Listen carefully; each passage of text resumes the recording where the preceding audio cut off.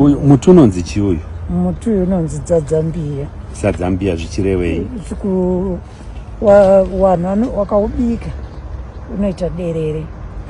Waita derere wanotora clay plate mbiya clay plate woisa imomo yekuumba iya ndo wanodya kudai saka unenge uri kundorapa majoini eda nemabhonzi ese pamusana backbone saka sandogona kutodya kaiwoyo unonyanya kana wabeura pamusana kutsvedza kwaunoita wabikwa uita derere ndo kunonge kwakurapa majoini nebhekeki mabhonzi emusana nokuti petinoita pamwiri musana unodai saka pendinenge ndazogara ndinenge ndiruda kuti paya pakanga pakavhurika ndine pamwiri padzokere zvinotsvedza zviya saka iwo ndonenga kutsvedza kwacho ndokune kwakushanda ipapo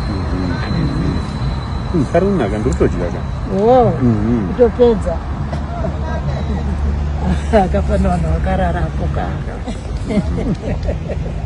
tapane imwe plant inonzi chii? ine zita manje handisi unoshandei?